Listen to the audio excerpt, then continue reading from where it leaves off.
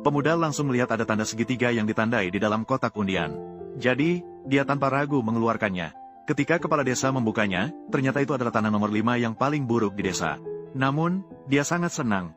Sebaliknya, orang yang terburu-buru itu marah dan hanya sembarangan menarik satu undian. Ternyata dia mendapatkan tanah nomor 10 yang terbaik di desa. Semua orang di desa sangat iri. Tidak ingin, orang yang terburu-buru itu malah ingin menukarkan tanah baiknya dengan tanah buruk pemuda. Namun, pemuda itu tanpa berpikir menolak untuk menukarnya. Pacar sudah sangat marah dan ingin putus dengannya. Harus tahu bahwa pacar adalah satu-satunya mahasiswa di desa. Banyak orang yang menginginkannya tetapi tidak bisa mendapatkannya. Tidak ingin, pemuda mendengar bahwa dia ingin putus. Ternyata dia senang dan segera mengizinkannya. Ternyata niat pemuda adalah sepenuh hati mendukung pacarnya untuk kuliah. Tidak ingin, dia malah diam-diam bersama orang yang terburu-buru itu. Merancang undian untuk mendapatkan tanah yang ditinggalkan orang tuanya. Diam-diam menggali tanah yang ditinggalkan orang tuanya dari dalam. Dengan harta ini, keduanya segera menjadi kaya.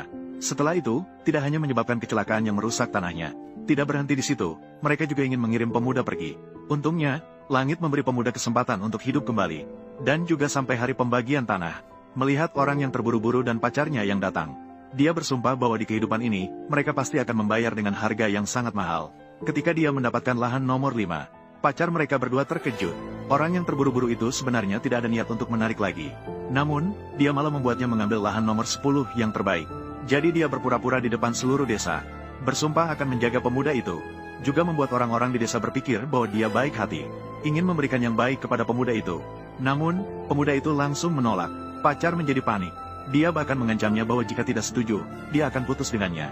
Ini juga menghindarkan pemuda itu untuk berbicara padanya. Hanya saja, pemuda itu ingin menanyakan kembali kepadanya. Uang mahar yang diberikan kepadanya sebesar 200.000. Semua makanan dan minuman itu bisa dihitung. Namun, 200.000 itu sudah dihabiskan oleh pacar. Bagaimana mungkin bisa dikeluarkan lagi? Beberapa hari kemudian, pacar mereka berdua kembali ke rumah pemuda. Membawa kepala desa dan bersikeras untuk menukarkan tanah dengannya. Orang yang terburu-buru itu bahkan ingin memberinya 30.000. Namun, pemuda itu malah setuju. Hanya saja, dia memiliki dua syarat. Yang pertama adalah harus mengembalikan uang mahar 200.000 yang diberikan kepada pacar. Yang kedua, jika ingin tanah itu, harus membayar 30.000 untuk mengembalikannya.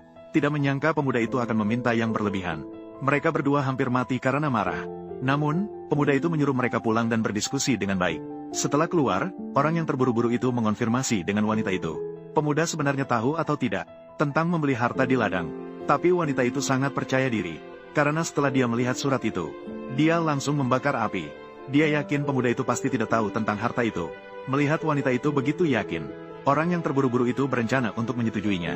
Harus tahu bahwa barang antik itu bernilai tinggi. 300.000 ini tidak ada artinya.